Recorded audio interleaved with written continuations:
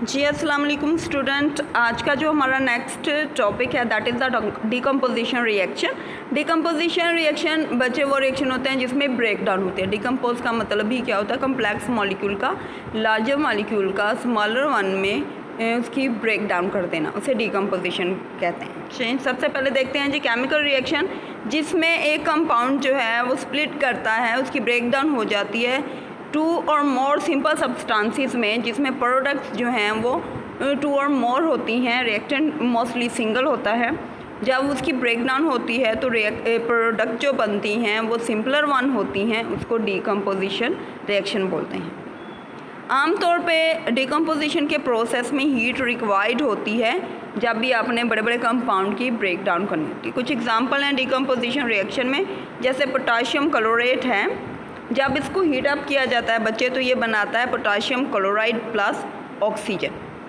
Balance देखिएगा oxygen का कि पोटाशियम क्लोरेट में ये कितनी है, ऑक्सीजन के साथ 3 लिखा हुआ है और कोफिशिएंट 2 है, तो मल्टीप्लाई करेंगे तो ये हो जाएगा 6। तो आप इधर भी प्रोडक्ट में भी देखें तो वो 3O2 है, यानी 6 ऑक्सीजन के मॉलिक्यूल जो हैं वो बैलेंस्ड है। बाकी इक्वेशन ऑटोमेटिकली बैलेंस होती है। 2KCl इधर है। उसके बाद है कैल्शियम कार्बोनेट। कैल्शियम कार्बोनेट को जब हीट अप किया जाता है तो हमने ये कल ऊपर पढ़ा एडिशन रिएक्शन में, उल्टा पढ़ा था रिएक्शन के, कैल्शियम ऑक्साइड जब कार्बन डाइऑक्साइड के साथ मिलते हैं तो कैल्शियम कार्बोनेट बनता है। तो यहाँ पे अब देखिएगा कि कैल्शियम कार्बोनेट जब उसको हीट अप किया जाता है तो बच्चे क्या बनता है, calcium oxide and carbon dioxide. उसके बाद थर्ड रिएक्शन देखिएगा, यहाँ पे क्या है, लेड नाइट्रेट है। यहाँ पे क्या होता है, जब इसको हीट अप किया जाता है तो लेड ऑक्साइड, Pb का मतलब होता है लेड ऑक्साइड बनता है और साथ में नाइट्रोजन डाइऑक्साइड जो है वो गैस रिलीज़ होती है। अगर आप यहाँ पे ऑक्सीजन को ज़रा बैलेंस करने की कोशिश करते हैं कि ऑक्सीजन के साथ 3 लिखा हुआ है और ब्रैकेट के बाहर जो है वो 2 लिखा हुआ है, तो ये टोटल बनते हैं 6। ठीक है, अब 6 ये टोटल बने 6।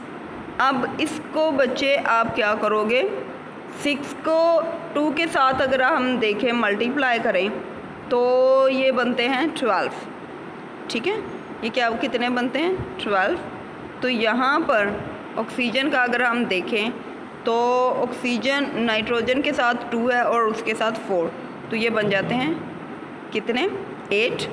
और उसके बाद लेड ऑक्साइड को अगर हम देखें, नाइट्रेट में 2 ग्रुप्स हैं नाइट्रेट के यहाँ पर, और ये बनते हैं 6, और 6 को 2 के साथ करें तो ये बच जाते हैं 12। तो यहाँ पे कितने बन रहे हैं, 4, और यहाँ पे आ रहा है जी, यहाँ पे देखिएगा कि टोटल जो है रिएक्टेंट में ऑक्सीजन का जो नंबर बन रहा है वो बन रहा है 12। 2 जो है लेड ऑक्साइड के साथ जो हैं वो अटैच हैं ऑक्सीजन के, और बाकी नाइट्रोजन डाइऑक्साइड को अगर देखें तो 2 ऑक्सीजन के साथ और 4, 8 बन गई। तो लेड में 2 हैं, नाइट्रोजन डाइऑक्साइड में 8 है और लास्ट पे O2 12। तो ऑक्सीजन का नंबर जो है वो 100% यहाँ पे बैलेंस है। उसके बाद यहाँ पे नाइट्रोजन का देखें तो ब्रैकेट के बाहर 2 है और 2 को आपने कोफिशिएंट जो लेड के साथ लिखा उसके साथ मल्टीप्लाई किया, टोटल 4 थे, तो बचे नाइट्रोजन डाइऑक्साइड में भी 4 नाइट्रोजन बैलेंस हैं।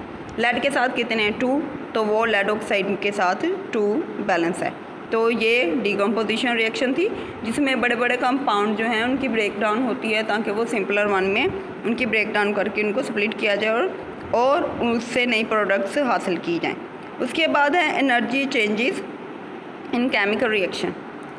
हम नेचर ऑफ केमिकल रिएक्शन जो हैं हम जानना चाहते हैं ताकि हमें पता चले कि किसी भी सब्सटेंस की एनर्जी कम हुई है या ज़्यादा हुई है। हम चेंज इन एनर्जी एक्चुअली जानते हैं, इसलिए हमें केमिकल रिएक्शन जो है उनका भी पता होना चाहिए। फिज़िकल है, केमिकल है, एक्सोथर्मिक है, एंडोथर्मिक है, एडिशन है, डिकम्पोजिशन रिएक्शन है, ये सारे जो कि आपके सिलेबस में भी एडिशन डिकम्पोजिशन रिएक्शन आए।